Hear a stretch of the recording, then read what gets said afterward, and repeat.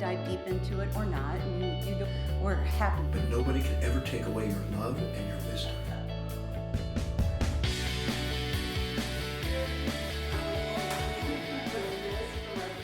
Yes.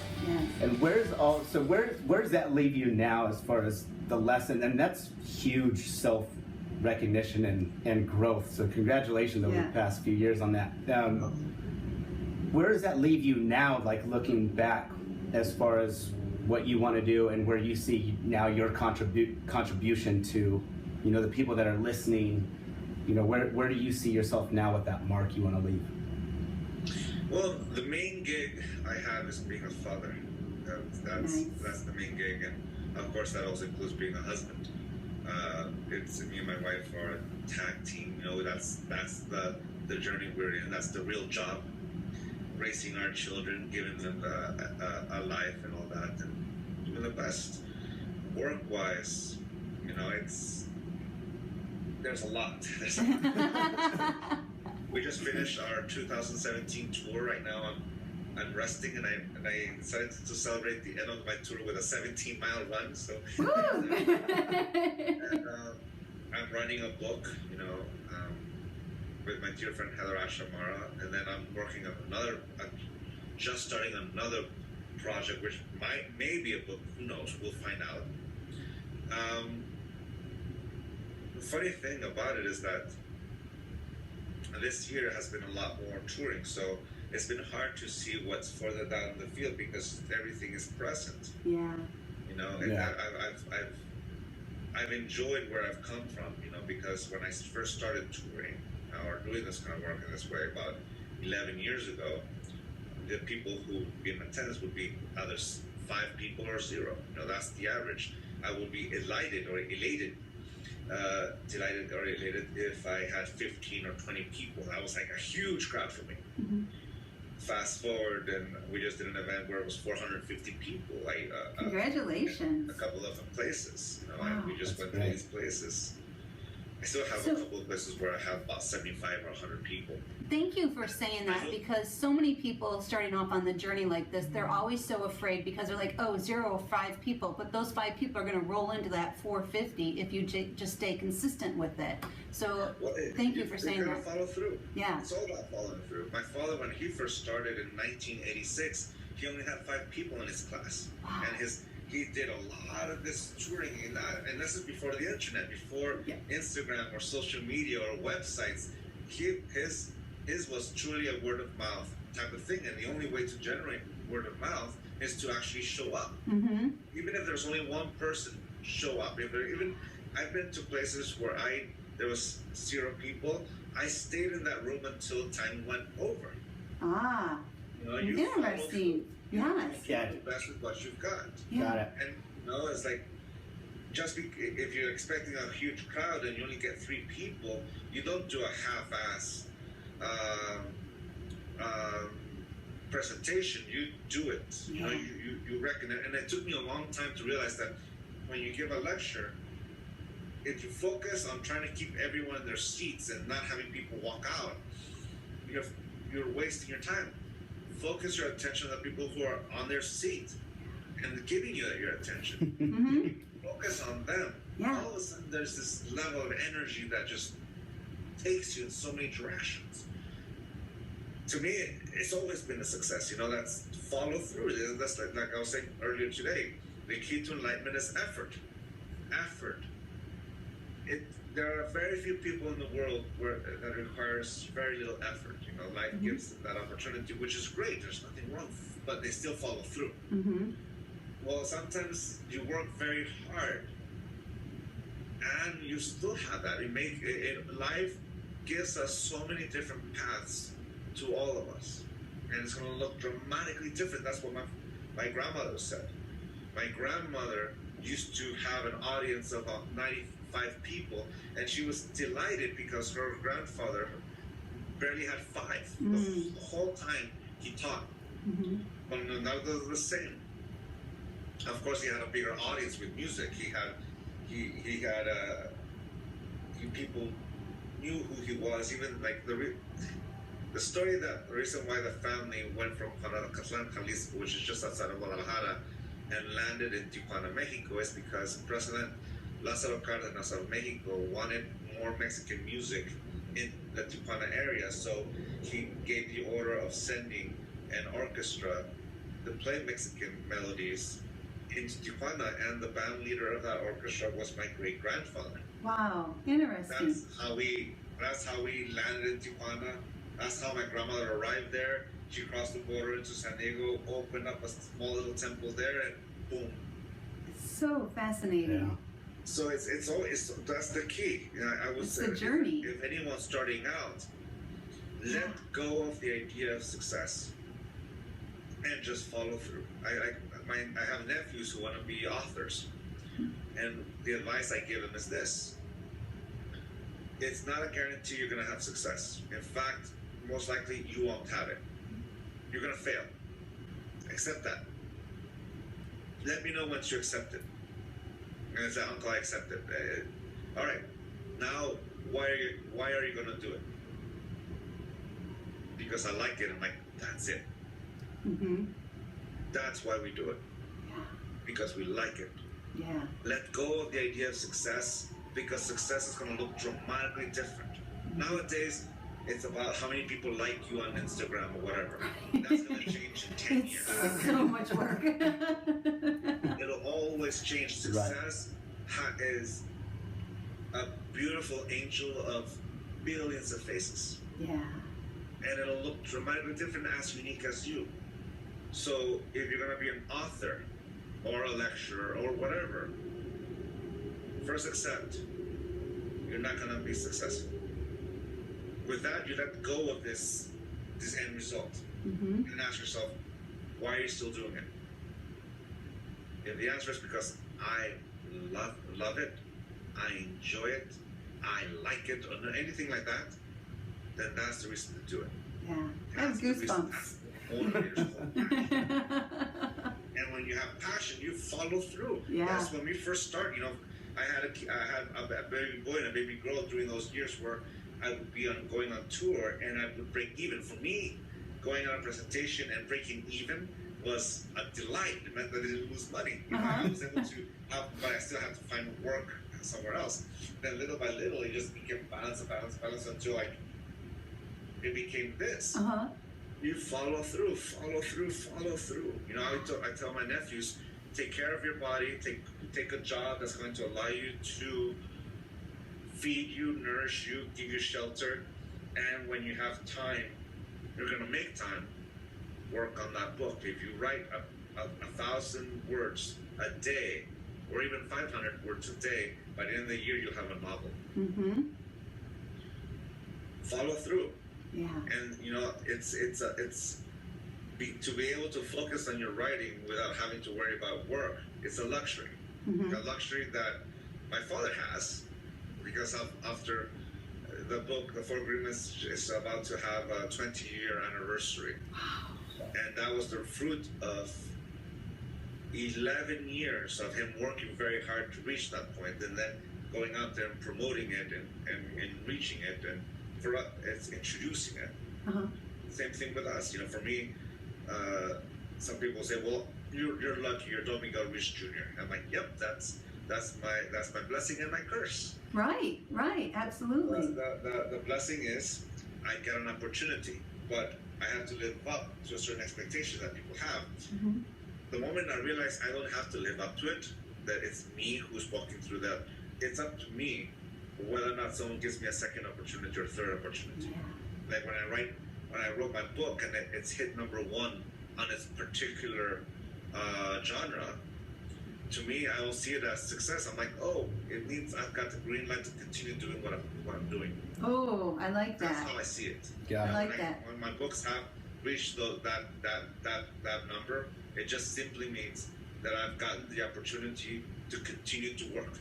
I like that. It's just, okay, life gave me the green light, let's continue following through. Yeah. And that's it. That's the advice I would give anyone, not just as an author or a musician or a doctor or anything. Is what is the thing that's going to drive you to do what you love to do? Is it going to be, does it require you to cross thresholds that your mind said you couldn't? Or is it not even a question? Why are you going to do it? And to me, that's where my hero, Tony Gwynn, taught me, being born and raised in San Diego, Tony Gwynn was my guy. And he was a man who enjoyed so much what he did that he was the first one to get to practice. He was the last one to leave it to practice. And the reason why is because he went to practice so he can hone his craft. So when the opportunity comes to practice his craft, he can do it. Right. Yeah. So that's what we do. We practice our craft. So when life gives us the opportunity to let go. Like, for example, I run marathons. I go and I train so that on that Sunday, I let loose. Nice. Because there's no other race. I don't have to worry about it. Like that day, let it all out. Yeah. Let it all out. Because that's the result of all the work I did before. To hone the perfection. Same thing when I go to a presentation. When I'm about to get on stage, I got this opportunity. And when I first started, I would run out of things 15 minutes into a 2-hour class. Really? And I did my very best to, it was like spurts after spurt after spurt after spurt after spurt. Now I can easily talk for 3 hours without stopping. Wow. Wow. That's fantastic. I was just going to ask yourself, so if you were looking back at yourself at 20, 30 years old with where you're at now, seeing that, what advice would you give for yourself? Don't be so hard on yourself. Yeah. Keep doing what you're doing. Just follow through. I like And it. it's the advice I would give him actually would be in relationships rather than work, because the work ethic, I always had that. I always had that desire to do the best and just do it. It would be in relationships, and it would be see it from their point of view. Oh, that's good. See it from their point of view, and you'll understand. Right. It goes back. I had a mentor of mine, and I know it's been repetitively said, but it's like that seek to understand, not to be understood. Yeah. Comment. We talk about Because that a lot. life teaches us if we're willing to listen. There's so much.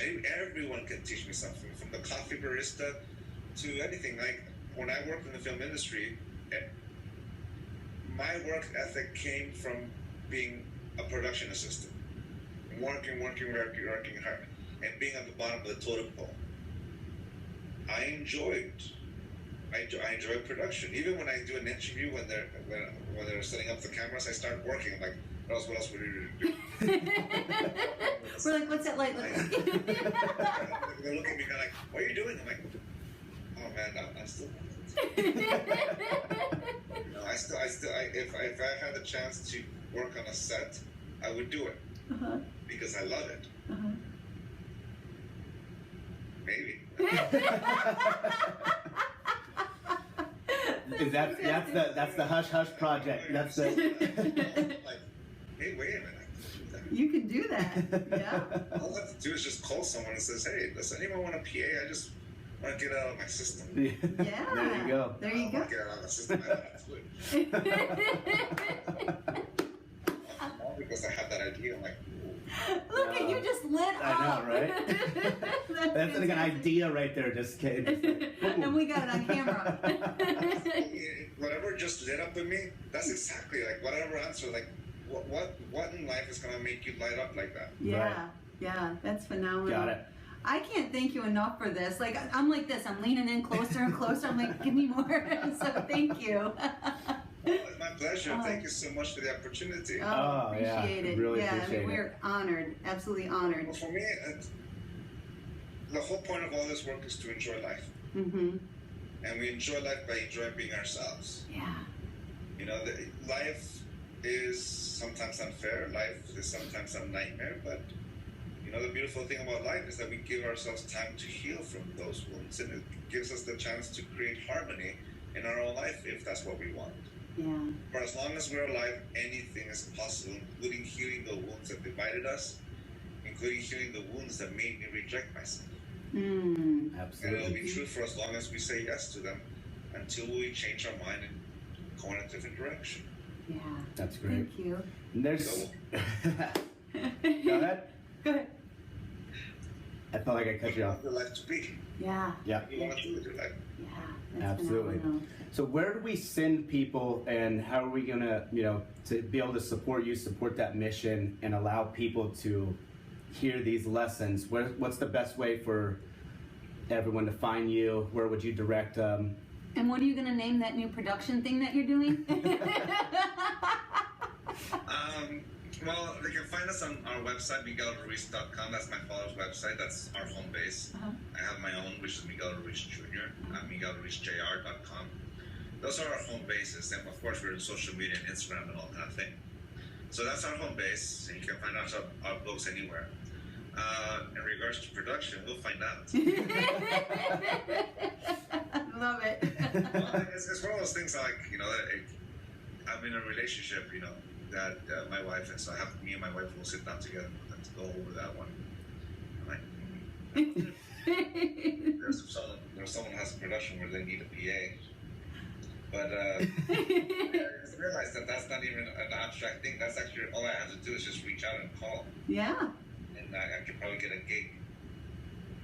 Wow. I like it. That's the thing about life. My father-in-law asked me how do I do it, and I say I'm just enjoying life.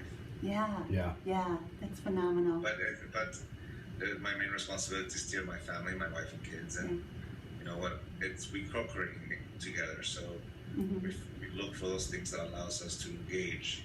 Yeah, yeah, and you said that earlier, which I thought was beautiful. Is you're a father and then a husband, which that's so huge, just amazingly huge. And then when you're like, before I do this, I have to talk. So I mean, you're co-creating, which is that's how you keep that healthy, happy relationship. How old are your kids now? 10 and 12. 10 and 12. And I just. And the funny thing is, I say parenting before marriage. In this example, my main job is being a father and a husband. It's because me and my wife have the same exact job. We both answer the exact same way. Our kids. But because we love each other, that's where we're at. My love for my wife lasts for almost 14 years. Wow. We've evolved, we've grown together, and we are together because we want to be together. And that's what makes our love evolve, grow. I get to know who she is, and right now we both have the same goal. But when the kids are at school and we're both at home and we both have a moment, we just sit back, turn on the television, bring in our cup of coffees, sit down on the couch, hold hands, and just start talking. Nice. Yeah. Nice. That's been, we have that connection. We do our very best to not create, I have to, this thing. Like we realize where we're at, and we transition. And of course, when we get date nights, we get them. But we love each other. That's beautiful. That's great. I'd like to acknowledge you for that, because that's how my dad was. He would always work out of town. He'd travel. We lived in We ended up in Bakersfield, and he had traveled to LA and up to San Francisco a lot. But one thing that he did was he sacrificed the position that he had when we started going through our sports in junior high and high school to make sure that he never missed one of mine or my sister's games. So, I mean, your kids, very blessed to be in that position to have parents that did that, because it means, like, now looking back on it, it's like there's a lot of people where their parents weren't showing up for things, but but to know that type of work and sacrifice that someone does for you it means a lot. So congratulations. Just acknowledge you on that. Well, I couldn't do it without my wife. Right. I couldn't be touring, I couldn't be writing, I couldn't do any of these things without her. That's phenomenal. Yay. Yeah. It's a team effort. In fact, she gave me a deadline, like if you haven't done it by this time, you need to transition. And luckily enough, I got the first book right. It's it's just one awesome. of those things, like a relationship works by having an open communication with one another and the willingness to see each other. Yeah. Yeah. And with that willingness and that willingness to listen, we evolve together. Yeah. Yeah. That's Like, for beautiful. example, right now I'm up in the bedroom because she's downstairs working out. And like I told her, right, here's the compromise. I'll go upstairs and I'll sit in the bedroom here, and she's downstairs making as much noise as she wants to. I'm gonna give her respect to stay out here Yeah. in the space and all that. So it's Aw. constantly co-creating. That's phenomenal. awesome. Thank you. Thank you so much. Yep. Thank you. Thank you. Honored. Okay, God bye. bless. Thank Bye you. guys, have fun, enjoy. All right. Take care. Bye. Bye.